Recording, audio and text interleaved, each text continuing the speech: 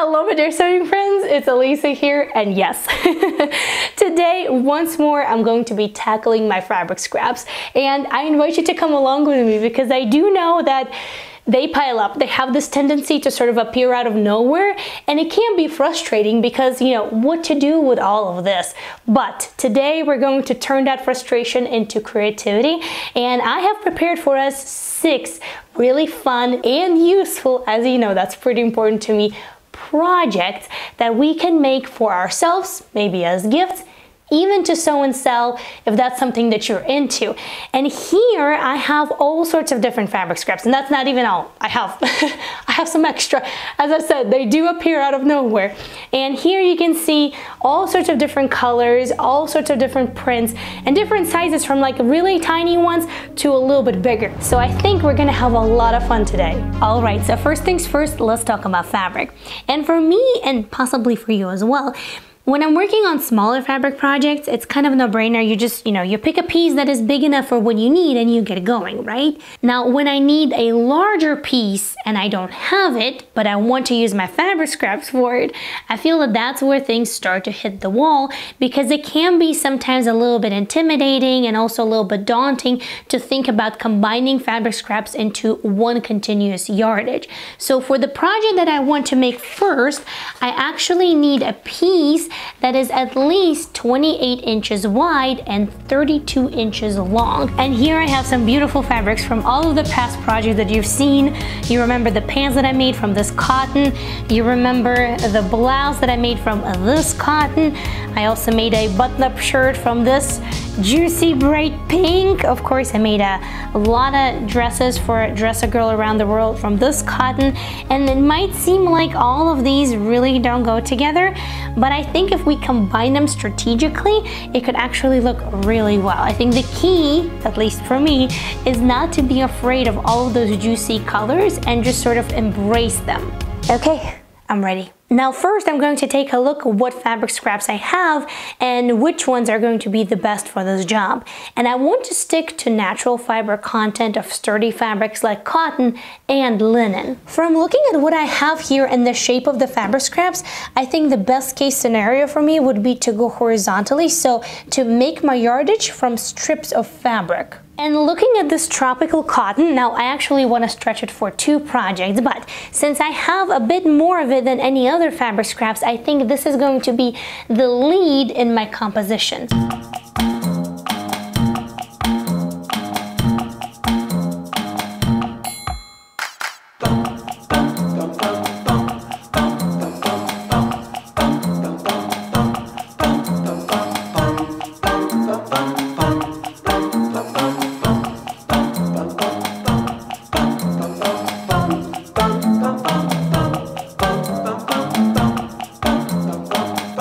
Sometimes with the projects like this, I feel that the best thing to do is not to overthink. So I'm just going to start assembling all of the little strips together, and I think I have enough fabric for the entire project. So we're just gonna see.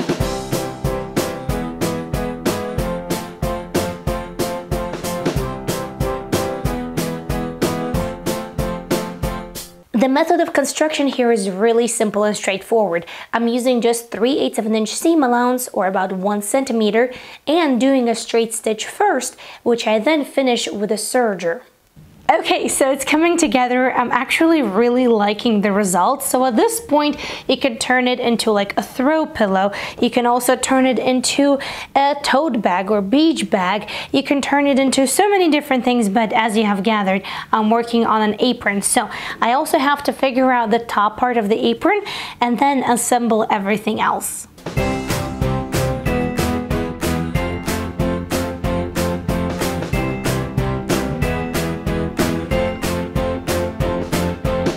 Now I'm just going to fold it right sides together, and I will cut my apron shape out of it. I'm just going to do it right on fabric, referencing the measurements that I have. Of course, if you're not sure, then definitely make a pattern first. It's really easy, really straightforward. All measurements you already have. All you gotta do is just make an actual pattern.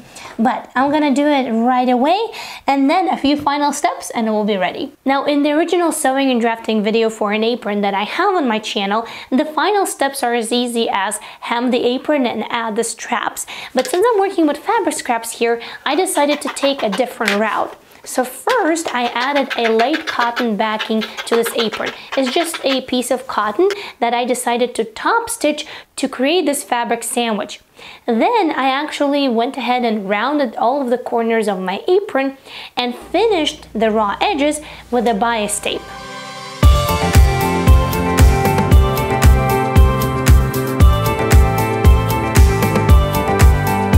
Now, as always, you don't have to like what I created, but I truly hope that this experiment inspired you to use up your fabric scraps and to create that yardage for bigger projects that you have in mind. And perhaps you're gonna go for something more monochromatic, maybe tone on tone. Maybe you will use solids and patterns of the same color combinations. Just do what's right for you. I also made a little pocket that's gonna go right over here.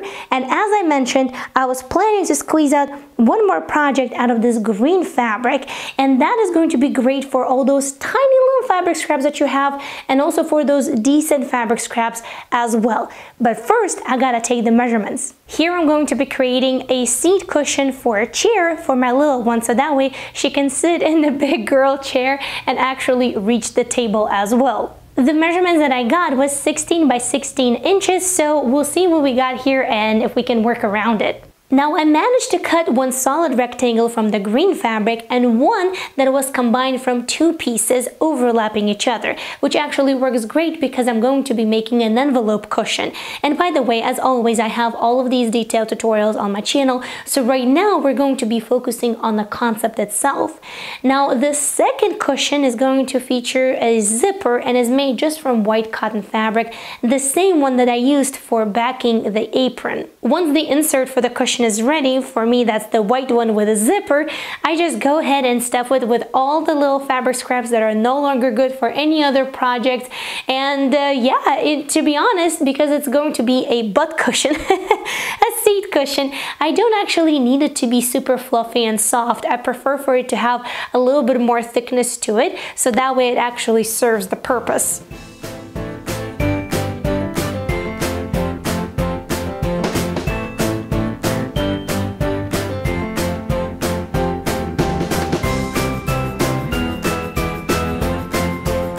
Then I added two little ties and the moment of truth, let's test it out.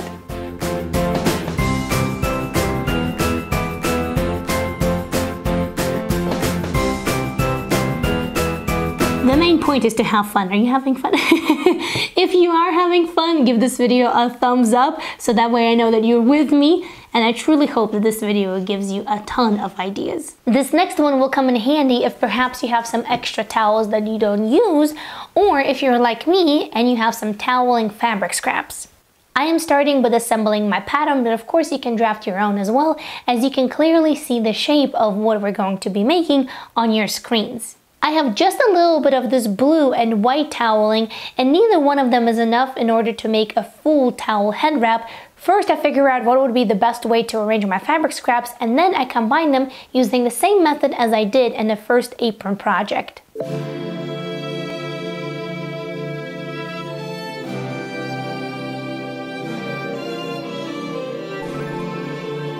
Now, even with doing my best, I was a little bit short on fabric, so I hope it still fits well. Now, when sewing the top seam, I have to insert elastic on one side, and I didn't have small elastic, so big one it is.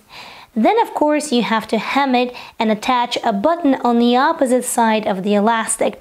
And again, I didn't have a matching button, so it is what it is. Overall, this project is really easy, and again, I have full tutorial on my channel. Now, if you have longer hair than I do, then you can use a simple slash and spread method and make the pattern longer for your needs. And now, let's take a look at the final result.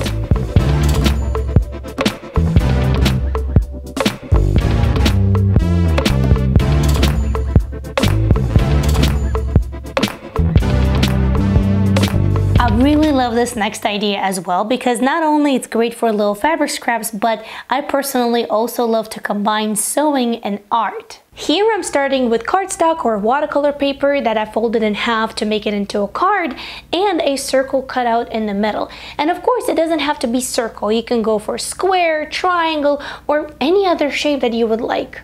Now grab your beautiful fabric scraps and have fun. What I do is I try to find beautiful little pieces of print that would fit really well within that circle that I cut out in my cards. Sometimes when I have those gorgeous fabric scraps that I really don't see using in any other projects and that are just too tiny, I feel that this is a really great way how to have fun and also brighten somebody else's day as well. Once I have glued my circles down, I usually take another piece of paper, a lighter one like a printer paper, and then I tighten up that back side so that way it looks nice and neat. Now of course you can leave it as is, but in my case I like to take out my watercolors and my watercolor pencils and add a little sentiment and just, you know, a couple of splashes of color here and there just to bring it all together.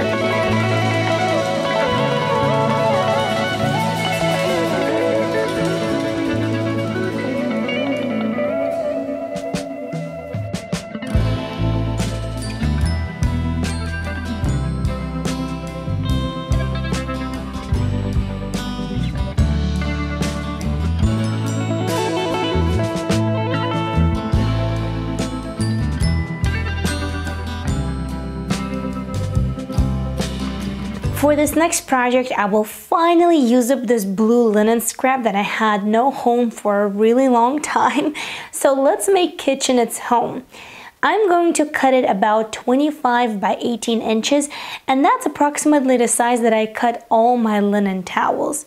From here, I just have to hem all 4 sides, and that would be it. But I also want to try something new. So recently I picked up this double-sided interfacing for applique. So let's give this a go. Now, fruits come to mind when I think of kitchen and tea towels.